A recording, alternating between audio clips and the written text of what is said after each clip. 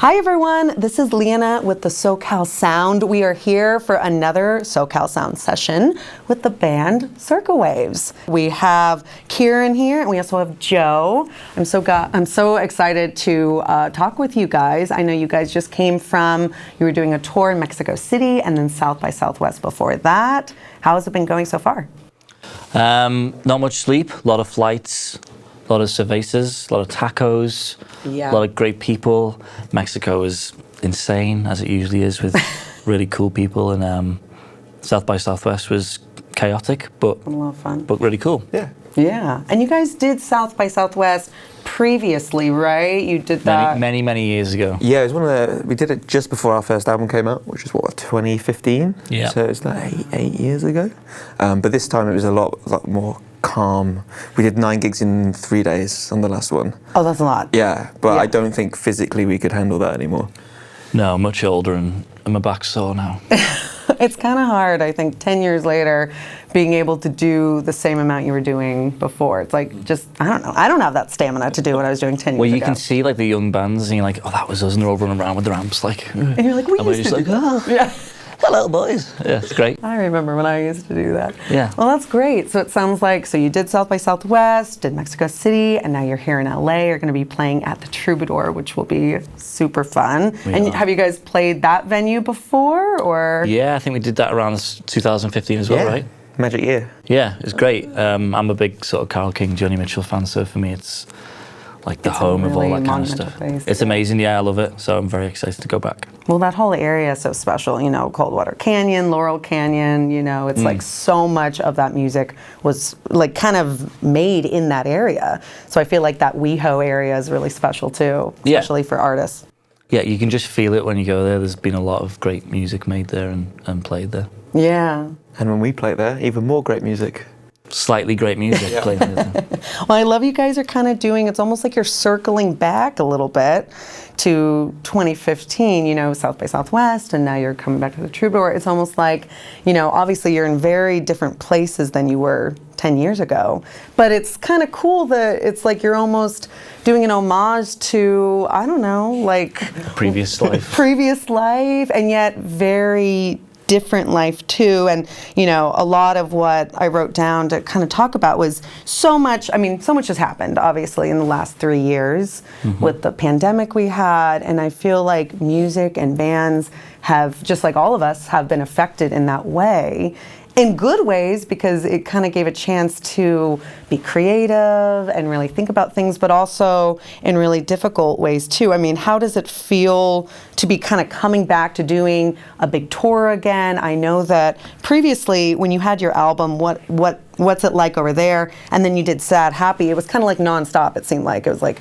you created, you know, the first album and then you did, you know, Sad Happy, and it was like nonstop. You were just going and going, and then the pandemic happened and it kind of just like left things really just like a pause for a little bit. How was that for you guys, kind of just pausing, taking a beat and not doing music for a little bit? It was strange, wasn't it? I mean, I had a kid just before the pandemic, so like I went from being like in a rock and roll band touring the world to dad being life. like just at home with a child, like what is this? So that was like crazy, but really great because I got to like raise my child and not be on tour, which was nice. Yeah.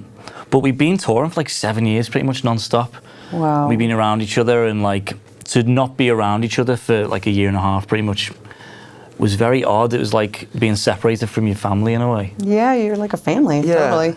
I think as well, it's you know, it's, you sort of get used to the lifestyle a little bit and you sort of, things get normalized, and I think that when it gets taken away, I think you understand how sort of strange the touring and recording cycle is, and I think that it was kind of, I quite enjoyed being able to sort of live a normal life for a little bit to some extent, and I think that when we came back to it, I think having that break, it sort of, we got to reassess things a little bit, and I think that, not that we took it for granted before, but I think we sort of realised, we fell back in love with the whole thing, and I think we sort of came out of it a lot stronger, and I think like we spent a lot of time communicating a lot of Zoom calls. Yeah. The group chat was... Love a Zoom call. Yeah.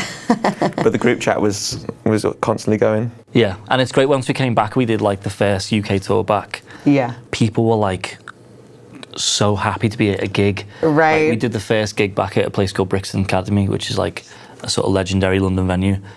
And people were losing their minds. It was like when, you know, they like release cows into the wild and they're like just going crazy. It was like that. It was amazing. So we exactly what Joe said, like we didn't take it for granted, but we certainly now when we see like gigs and we see our fans enjoying themselves, it feels like this amazing. Even better. Yeah, Yeah. it's great. Yeah, no, I remember going to, I don't know if you guys have been to Outside Lands in San Francisco, but it's a huge music festival. And I went in 2021. It was the first big festival I went to after the pandemic. And it was like what you said. It was like people were wild. It was a lot because it was my first time, so I had never really experienced it before. But it was like people were just ready and kind of raging for music in this way where it's like we were all so desperate to have that experience again, for, you know, to be at a show, to feel that energy from the band and to be able to be in that venue. It's like therapy for people. It's like you don't realise how important it is until it's gone. Like it's like it's catharsis for everyone who goes to a gig. It's like that release of all the stuff that's gone in the week previously, you know, it's just gone in a gig. So I think everyone realised how important they were when we finally lost them.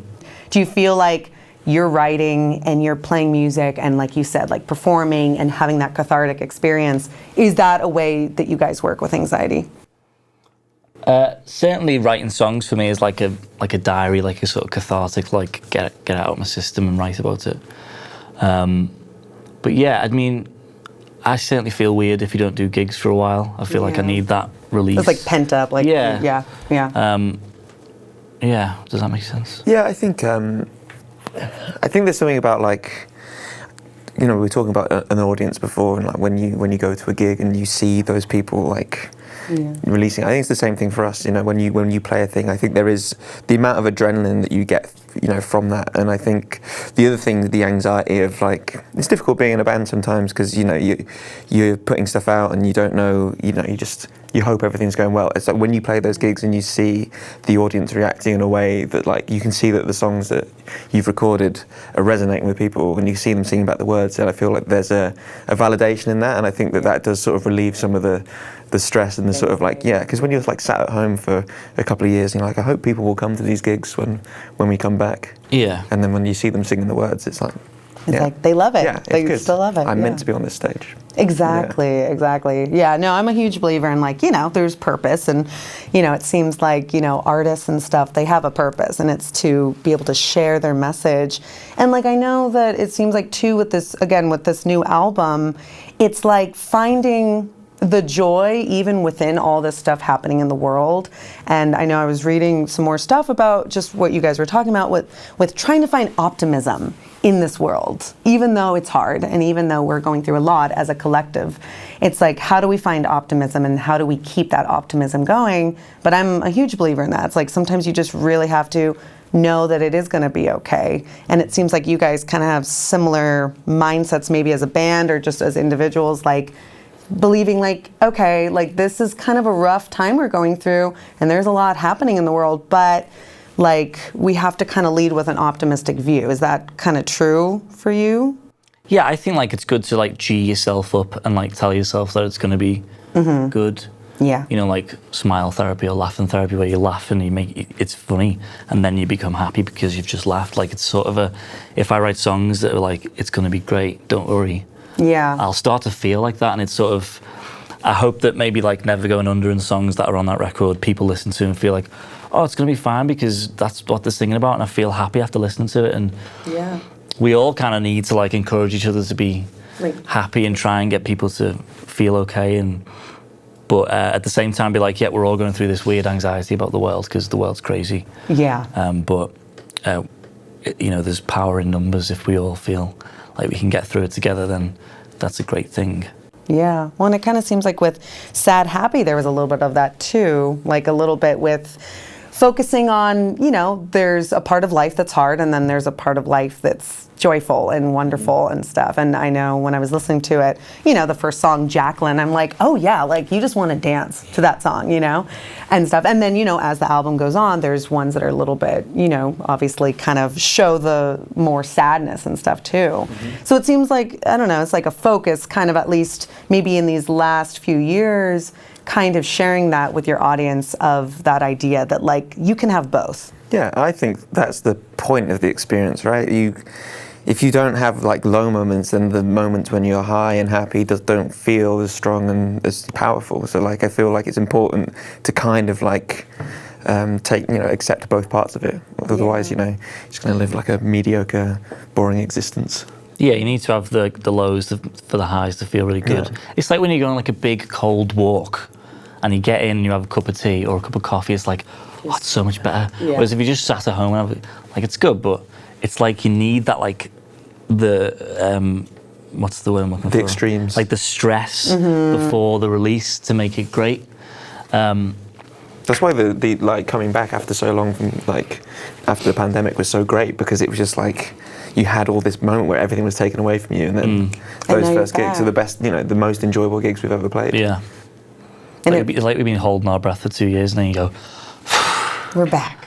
Thank goodness for that. Yeah. Yeah. And that's really sweet. And I love that you guys kind of have that realistic outlook in your music, and you're like, hey, there's a lot going on, but also we can focus on the good things happening too. And there is a lot of joy in that. Like you were saying that, you have a son now, and that's like such a magical moment. And I have to say, Carry You Home, like that song, I like watched the music video a few times, and then I listened to the song quite a few times, and it's like, it's just, it's like I kept listening and I realized how sweet it really was. And to me, it was really kind of talking about this feeling of like these people that you love, but like you don't know if you can really protect them always, especially in this world we live right now. And that's like kind of such a real thing with anyone, like with your parents, friends, your partner, your child, whatever. It's like you want to protect these people and you don't know if you always can. So that song I just thought was like, I was like, it's so real and it's so deep. I really loved it, and I loved that one and Living in the Gray too, which kind of spoke to me in that same way of kind of like, there's no black and white zone. There is only this kind of combination of the good and bad and everything. But was Carry You Home, was that directly inspired by you now having a family, or were there other inspirations in that too? Yeah, I think there's always that, like the climate change thing's always going on, right? So that's always like in the back of everyone's mind. But when I had a kid, it was everything became more like, oh well, the future. He's in the future now, and I'm gonna have to sort of try and figure out if I can help at all. Probably not, but like it's that feeling of wanting to be like a father, like my dad. But I'm nothing like my dad, so how do I become a man if that's what I think a man is? Do I copy him, or do I just try and be my own version of a father? Yeah. So there's all that kind of mad stuff that goes on in your head. And I'm still trying to figure that one out, which, you can probably tell through the songs. Well, and that's what music is for, right? It's kind of there to be, I don't know, it's like your internal dialogue, or it's like what you're going through right now. Yeah. And it seems like that is just kind of like, your other albums had different themes and everything, and the ups and downs and stuff, but now you're in a different place. You guys are all in a different place. And it seems like it's a pretty collaborative project, right? You all work on the writing and everything together. Joe did the Carry You Home video that you're talking about. So he directs the videos. Oh, God. And he's done the last videos on the last 2 records.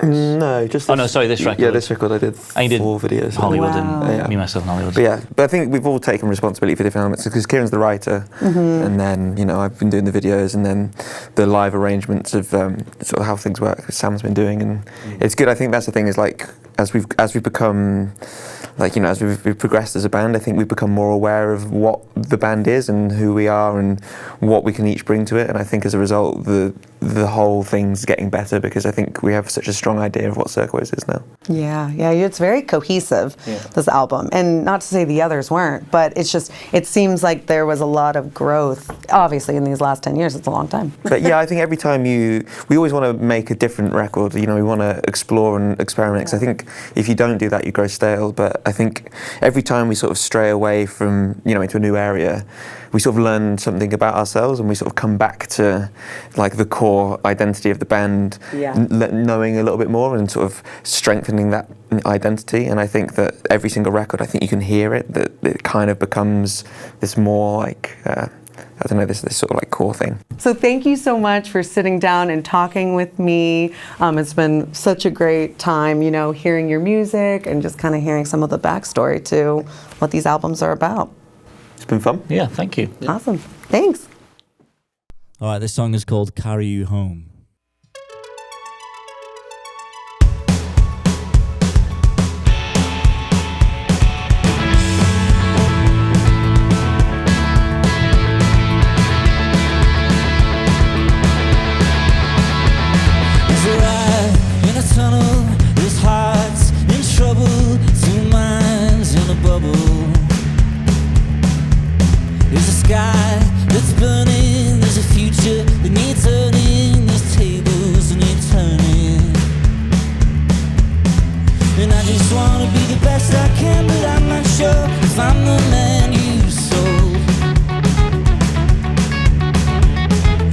Supposed to be Superman, but I just cried in my hands. Oh no, oh no.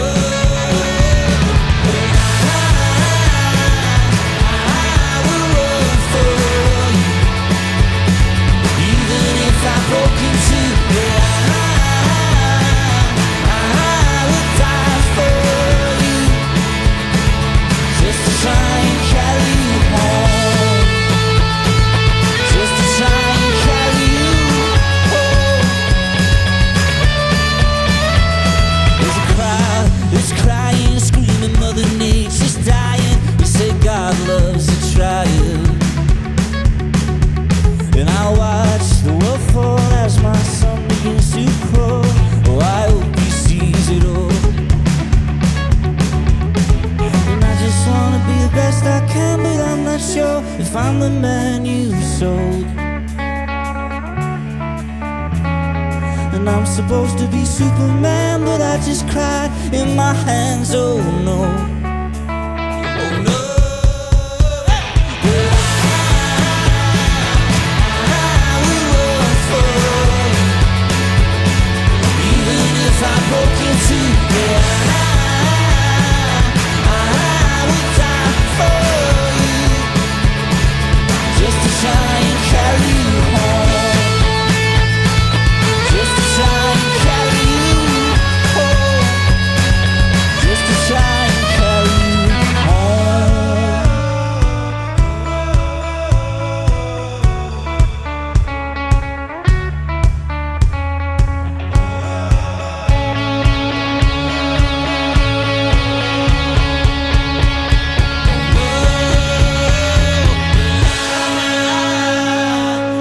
I will run for you,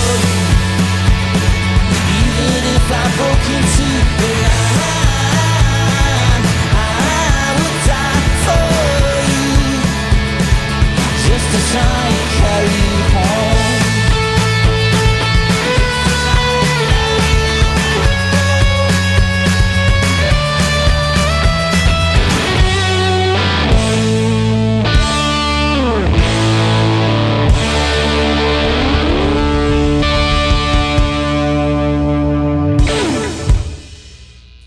All right, this one's called Do You Want to Talk?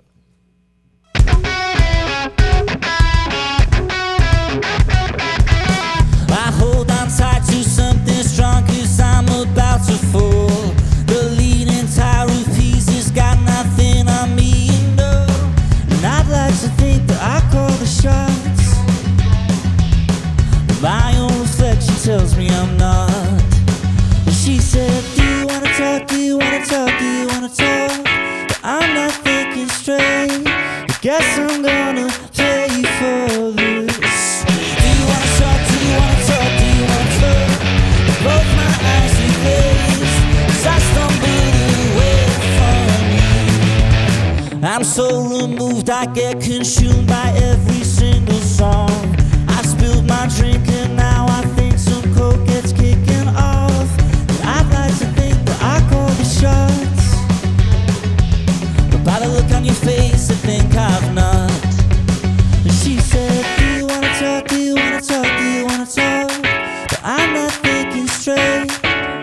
guess I'm gonna pay for this. Do you wanna talk? Do you wanna talk? Do you wanna talk? Both my eyes are glazed as I stumble away from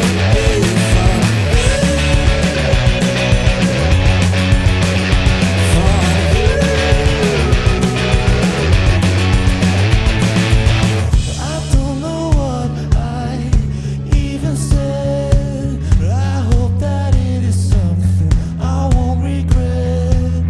I don't know what I even said. I hope that it is something I won't regret. She said, do you wanna talk? Do you wanna talk? Do you wanna talk? Do you wanna talk? Do you wanna talk? Do you wanna talk? Do you wanna talk? Do you wanna talk? Do you wanna talk? Do you wanna talk? Do you wanna talk? Do you wanna talk? Do you wanna talk? Do you wanna talk? Do you wanna talk? I don't answer this, 'cause I stumble away from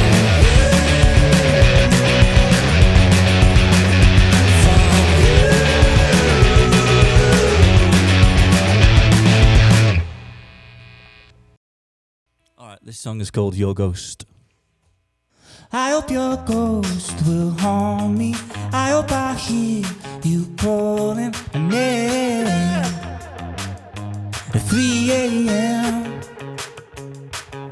Your times are hard, times are rough. Time gets lost in the strangest of stuff. But you, said I was a winner.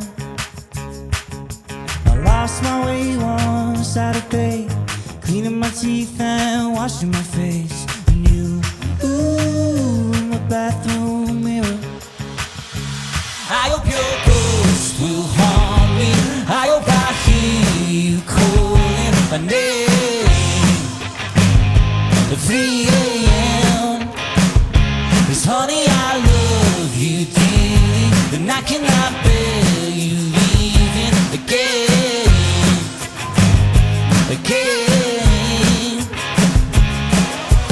Broke the wall so far down over my eyes that it hit the ground.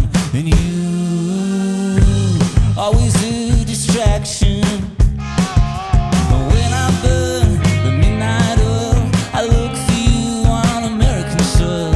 And no, trying to get a reaction.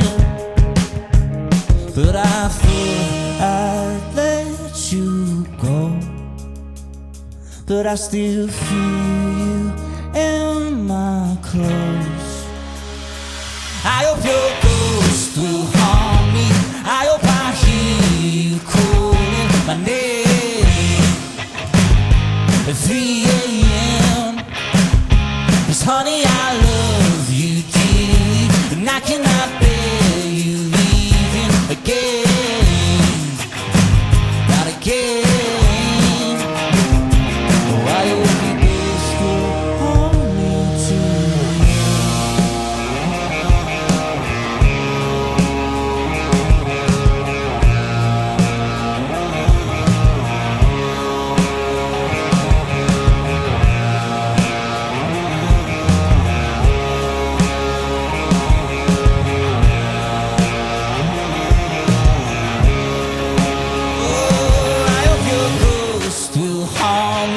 I hope I hear you calling my name at 3 a.m.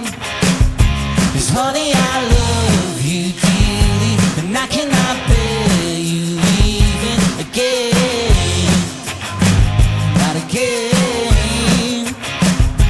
Oh, I hope your ghost will